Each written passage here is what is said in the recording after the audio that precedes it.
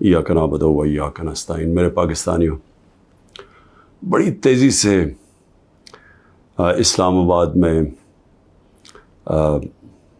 عدالت میں میرا توشہ خانہ کا کیس چل رہا ہے۔ ہمایوں دلاور صاحب پریزائڈ کر رہے ہیں اس میں، اور ہم نے کوشش بڑی کی ہے کہ چیف جسٹس اسلام آباد ہائی کورٹ، اور ہم بڑی دیر سے کوشش کر رہے ہیں کہ وہ ہمارا کیس ٹرانسفر کریں یہاں ہمایوں دلاور سے، کیونکہ یہ حق ہوتا ہے ایک جو ہر شخص کا، اس کا ہمیں آئین، ہمارا قانون حق دیتا ہے کہ اگر ہمیں ایک اعتماد ایک جج پہ نہیں ہوتا تو ہمارا حق ہوتا ہے کہ ہم اپلائی کریں کہ ہمارا کیس ٹرانسفر کر دیں۔ اور یہ ہم نے تب سے کیا تھا، یہ میں نے کل بھی بات کی، میں پھر بھی آپ کو بتا دوں کہ جب مجھے غیر آئینی اور قانونی طور پہ اٹھایا گیا اسلام آباد ہائی کورٹ سے اور مجھے پولیس لائنز میں رکھا گیا، تو ادھر ایک دم پتہ چلا کہ ہمایوں دلاور صاحب نے عدالت نکالی اور مجھے طلب کر لیا توشہ خانہ کیس پہ، نہ میرا وکیل، نہ مجھے پتہ ہے کسی چیز کا، اور اس کیس میں پھر فرد جرم لگا دیا۔ قانون تو یہ ہے کہ مجھے بتا کے لگانا چاہیے تھا، بتائے بغیر لگا دیا، تو ہمیں تب ہی سمجھ آ گئی کہ یہ ہمیں یہاں انصاف نہیں ملے گا۔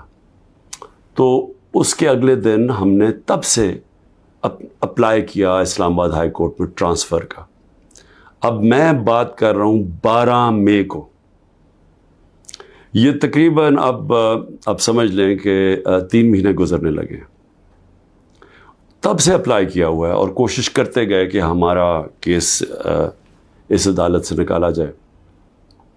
اس کے بعد بہرحال جو میں نے آپ کو بتایا کہ کیس ہوا، میں نے 35 سوال دیے گئے، محرم کی 3 چھٹیاں تھیں، بڑی مشکلوں سے ہم نے وہ اکاؤنٹنٹ کو ڈھونڈا۔ اصل میں یہ سارے سوال ٹیکس کے بنتے ہیں، یہ جو اس عدالت میں سوال ہیں یہ ہیں سارے ٹیکس کے، کیونکہ کہا جی آپ نے یہ ڈکلیئر نہیں کیا، آپ نے یہ بیچا، یہ ڈکلیئر نہیں کیا، تو میں نے وہ سارے 35 کے 35 سوالوں کا جواب دیا، اور ہر ایک کا جواب میں کھڑے ہو کے عدالت میں ایک ایک کا جواب دیا۔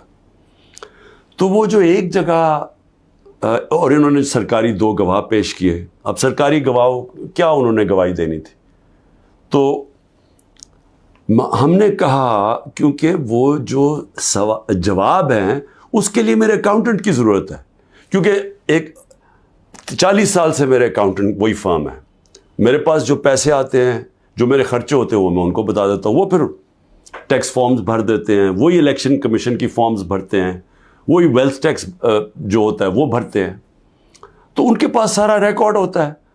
تو اب میں تو نہیں جواب دے سکتا کئی چیزوں کے، تو میں نے گواہ کے اندر اپنے اکاؤنٹنٹ کو کہا کہ وہ بیٹھے، اور وہ جو خاص طور پہ ایک جگہ پہ بات پھنسی ہوئی ہے کہ جی پیسے تو آپ شو کر رہے ہیں، لیکن پیسے کے اوپر آپ نے یہ نہیں لکھا کہ یہ توشہ خانہ کا پیسہ تھا، اماؤنٹ پورا ہے لیکن توشہ خانہ وہ نہیں لکھا۔ تو یہ اکاؤنٹنٹ نے بتانا تھا کہ وہ فارم اس نے جیسی بھی بھری، کیونکہ فارم تو وہ بھرتا ہے۔ بہرحال 1 گھنٹے کا ٹائم دیا گیا اور کہا کہ 1 گھنٹے میں اب یہ نہیں پہنچے گا تو چلو۔ اب اکاؤنٹنٹ 1 گھنٹے میں کیسے پہنچ سکتا ہے؟ یہ کوئی ملٹری ٹرائل تو نہیں ہو رہا۔ اس کو وٹنس ختم کر دی، اور بھی ہم نے بلائے ہوئے تھے وٹنسز جنہوں نے گواہی دینی تھی انہی چیزوں کو، اور جو میرا حق ہے۔ اب ایک فیئر ٹرائل ہوتا ہے کہ آپ کو موقع ملے کہ مجھے ایکیوز کریں، مجھے موقع تو دیں کہ میں اپنی صفائی پیش کر سکوں۔ نہیں موقع دیا گیا، اور بڑی جلدی سب کچھ تیزی سے کیا جا رہا ہے۔ چھٹیوں میں کبھی ٹرائل نہیں ہوتا، یہ آج کل عدالتوں کی چھٹیاں ہیں، چھٹیوں کے another day to day trial ہو رہا ہے، جلدی پڑی ہوئی ہے کہ کسی طرح یہ بس جلدی سے ختم ہو جائے، موقع بھی نہیں دے رہا ہے۔ 1 دن کیا ہو جائے گا کہ 1 دن ڈیلے ہو گیا، 2 دن ڈیلے ہو گیا، کون سی قیامت آ گئی ہے؟ وٹنسز آئے، ہم تو مطمئن ہو جائیں کہ ہم نے اپنا کیس پوری طرح لڑا ہے، لیکن چھٹیوں کے اندر بھی جلدی پڑی ہوئی ہے کہ کسی طرح فیصلہ آئے۔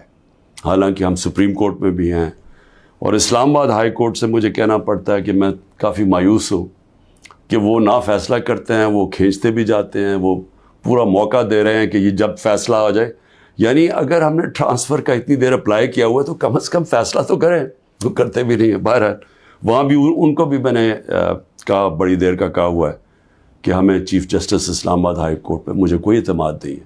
جب مجھے اٹھایا گیا وہاں سے، آپ سوچیں کہ مجھے غیر قانونی اور آئینی طور پہ اٹھایا گیا ان کی عدالت سے، اور انہوں نے اس کو لیگلائز کر دیا.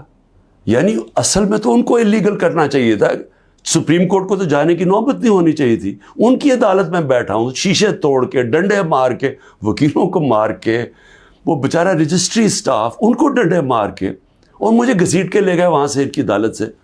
اور چیف جسٹس نے کچھ بھی نہیں کیا، بلکہ اس کو جائز قرار دے دیا گیا. اس کے بعد جو اس سے پہلے ٹرین کیس تھا، 3 ممبر بینچ بیٹھا، دو ججز نے واضح طور پہ کہہ دیا کہ مینٹینیبل یہ کیس. چیف جسٹس صاحب فیصلہ نہیں کر رہے، وہ بھی لٹکایا ہوا ہے وہاں. اور ہمیں اعظم سواتی کو بہت اعتراضات تھے. انہوں نے لیٹر لکھا کہ مجھے اعتماد نہیں ہے آپ کے اوپر. تو نہ وہ اپنے آپ کو ریکیوز کرتے ہیں، نہ ادھر نیچے سے ریکیوز کر رہے ہیں. اور پھر ہمیں بڑا ایک سیریس چیز ہے یہ جو فیس بک پہ دیکھیں، فیس بک 90 دن تک فیس بک کا ریکارڈ ان کے پاس پڑا ہوتا ہے. اگر FIA یا جج صاحب ایک صرف آپ کو ای میل کر دیا فیس بک کو کہ یہ کیس ہو رہا ہے، آپ مہربانی کر کے بتا دیں کہ 90 دن تک ان کی جو بھی فیس بک میں پوسٹ تھی وہ کون سی تھی. کیونکہ 90 دن تک جو لوگوں نے دیکھا ہے اور پوسٹ بھی کیا ہے کہ اس کے جو ہمایوں دلاور کی پوسٹ تھی، اس پہ انہوں نے جو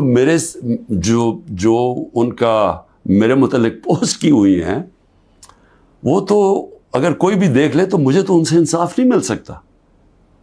لیکن وہ FIA کے پاس گئے اور FIA نے جناب کہا جی وہ کیونکہ ڈیلیٹ ہو گئی ہیں، وہ FIA نے کلین چٹ دے دی. میچ فکس ہوا ہے. ابھی بھی اگر آپ کسی کو انصاف کی فکر ہے چیف جسٹس اسلام آباد ہائی کورٹ کی یا FIA کو، تو بڑا سیدھا ہے کہ ایک ای میل کریں اور فیس بک کو کہیں کہ ہمیں 90 دن کا دے. اس میں پتہ چل جائے گا کہ کیا دلاور صاحب مجھے انصاف دے سکتے ہیں یا نہیں دے سکتے.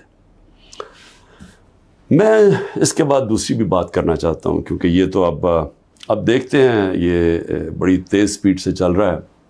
اب دیکھتے ہیں آگے کیا ہوتا ہے. لیکن ابھی تک تو کوئی امید نہیں نظر آ رہی کہ جو فیئر ٹرائل ہوتی ہے وہ مجھے ملے گی، جو میرا رائٹ ہے. دوسری چیز یہ جو انہوں نے 2 بلز اسمبلی میں لے کے آئے بڑی تیزی سے، پتہ نہیں انہوں نے کتنے بل پاس کر دیے 1 گھنٹے کے اندر. کوئی 15 نئی لیجسلیشن لے آئے. وہ گورنمنٹ جو جا رہی ہے 15 لیجسلیشن، 8-10 لوگ بیٹھے ہوئے تھے اسمبلی میں. جمہوریت کا مذاق اڑا ہے. نہ وہ بل پڑے گئے ہیں نہ کچھ ہے، جلدی سے، اور سارا بل کے پیچھے بدنیتی ہے. اور یہ جو 2 بلز انہوں نے انٹروڈیوس کیے، سیکریسی ایکٹ اور prevention of extreme violence act, یعنی یہ جو 2 بل ہیں، یہ تو ایک قوم کو غلام بنا رہے ہیں. یہ تو اسٹالن کی USSR کے اندر اس طرح کے تو قانون بنتے تھے، یا نازی جرمنی میں بنتے تھے. لیکن یہ کسی آزاد معاشرے میں تو کوئی تصور بھی نہیں کر سکتا کہ انٹیلیجنس ایجنسی فیصلہ کریں گی، کسی گھر میں بھی گھس جائیں گی اور فیصلہ کریں گی کہ یہ گھر کے اندر کوئی دہشت گرد ہے. اور وارنٹ ایک جو ہوتا ہے، گھر میں گھسنے سے پہلے آپ کو سرچ وارنٹ لینا پڑتا ہے. اس کے بغیر آپ گھس جائیں گے گھروں میں، کسی کے گھر میں بھی گھس جائیں گے اور کچھ بھی کریں گے، اور کسی کو ان کو روکنا نہیں چاہیے. تو یہ تو ایک ملک میں بالکل ہی غلاموں کو کنٹرول کرنے کے لیے ہو رہا ہے. پھر سیکریسی ہے، ایک اور ایکٹ لے آئے ہیں کہ آپ کسی بھی اگر کوئی انٹیلیجنس ایجنسیز کا کوئی آدمی ہے، اس کا آپ نام بھی نہیں لے سکتے. اگر آپ نے نام لے لیا تو وہ آپ کوئی اسٹیٹ سے غداری کر دیں گے، سیڈیشن ہے وہ. تو یہ تو اس طرف جا رہا ہے کہ جنرل مشرف کے مارشل لاء میں بھی اس طرح کی حالات نہیں تھے. یہ تو بالکل ایک وہ معاشرہ، اور مجھے لگ رہا ہے کہ تیاری کر رہے ہیں کہ انہوں نے تو الیکشن کا کوئی نیت ہی نہیں نظر آ رہی. تو اگر الیکشن نہیں کروانے ہیں تو اس کے بعد تو پھر لوگوں کو کنٹرول ہی کرنا پڑے گا. تو انہیں حربوں سے کنٹرول کرنا پڑے گا. اور مجھے جو خوف آ رہا ہے، میں آخر میں صرف یہ بات کرنا چاہتا ہوں کہ اس وقت جو پختونخوا ہے اس کی ہمیں فکر کرنی چاہیے، کیونکہ ان کی کوئی اپنی الیکٹڈ گورنمنٹ نہیں ہے اس وقت. ان لوگوں کو اوپر مسلط کر دیا ہے جن کی کوئی قانونی حیثیت نہیں ہے، اور وہ جو وہاں کر رہے ہیں، جس طرح کی کرپشن ہو رہی ہے اور جس طرح کا وہاں وہ صوبہ آہستہ آہستہ وہاں دہشت گردی بڑھتی جا رہی ہے، لا قانونیت بڑھتی جا رہی ہے، تو وہ تو لوگوں کو پہلی نوجوان وہاں سارے قبائلی علاقے کا جو جس طرح کی تباہی مچی تھی، جس طرح کی قتل و غارت ہوئی ہے قبائلی علاقے میں، ڈرون اٹیک سے، ملٹری آپریشنز، اوپر سے طالبان ایک طرف، وہ دوسری طرف فوج، تو وہ جو لوگوں سے ہوا، جس طرح کی تباہی مچی وہاں، تو وہ تو اسی سے ابھی نکل رہے ہیں. تو اگر یہ اسی طرف چلا گیا پھر سے، تو مجھے تو سمجھ نہیں آ رہی کہ کیا جو اس وقت فیصلے کر رہے ہیں اس ملک کے، کیا ان کو اندازہ ہے کہ نیچے گراؤنڈ کے اوپر کس طرح کا غصہ اٹھ رہا ہے؟ کیا اندازہ ہے کہ جب وہ پولیس لائنز کے اندر جب 100 پولیس والے شہید ہوئے تھے، پتہ ہے نیچے سے کیا آوازیں آ رہی تھیں؟ اور اب جو بجوڑ میں ہوا اس کے اوپر سارے پختونخوا کے اندر کس طرح کا غصہ گیا ہے؟ کیا کسی کو اندازہ ہے کہ یہ کس طرف جا سکتا ہے؟ اور میں اس لیے کہہ رہا ہوں کہ بہت ضروری ہے، ایک ہی طریقہ ہے کہ یہ جو نیچے گراؤنڈ کے اوپر غصہ ہے یہ تب نکلتا ہے جب الیکشنز کرواتے ہیں. الیکشنز میں لوگوں کا غصہ نکل جاتا ہے، اور پھر ایک جب منتخب گورنمنٹ آتی ہے لوگ امید لگا لیتے ہیں، اور ہوتا کیا ہے کہ وہ جو سارا ٹیمپریچر ہے وہ نیچے آ جاتا ہے، سٹیبلٹی آ جاتی ہے، استحکام آ جاتا ہے ملک میں. تو یہ جو دوسری طرف ابھی کوششیں ہو رہی ہیں،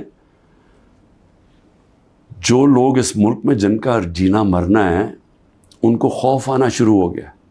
جو 12 لاکھ یہاں سے پروفیشنلز چھوڑ کے گئے ہیں اور جا رہے ہیں، آج ہمیں سمجھ آنا چاہیے کہ ان کی امید ختم ہو گئی ہے. یہ سب سے خطرناک چیز ہے کہ ایک معاشرے میں لوگوں کی امید چلی جائے. تو جس طرف ہم جا رہے ہیں یہاں تو کوئی روشنی نہیں نظر آ رہی، اور اگر انہی لوگوں نے بیٹھے رہنا یا اسی طرح پاکستان میں الیکشنز کے بغیر ایک کنٹرولڈ گورنمنٹ چلانی ہے اور لوگوں کو کنٹرول کر کے چلانا ہے. میں یہ اپنے تجربے سے ایک تاریخ کا ایک طالب علم ہوں، میں آپ کو بتانا چاہتا ہوں جو سیاست میں ایک زیرو سے ایک پارٹی آج سب سے بڑی ماشاءاللہ پاکستان کی پارٹی ہے، جو میرا تجربہ ہے عوام کا، میں آپ کو کہنا چاہتا ہوں کہ یہ پاکستان کو ادھر لے کے جا رہے ہیں. جو لوگ سمجھ رہے ہیں کہ وہ ڈنڈے کے زور سے اس ملک کو کنٹرول کر لیں گے، وہ سمجھتے نہیں ہیں، عوام کی سوچ نہیں سمجھتے، نہ وہ تاریخ جانتے ہیں، نہ وہ پولیٹکس سمجھتے ہیں، اور وہ پاکستان کے لیے بہت بڑا خطرناک اندھیرے کی طرف ہم لے کے جا رہے ہیں. پاکستان زندہ باد.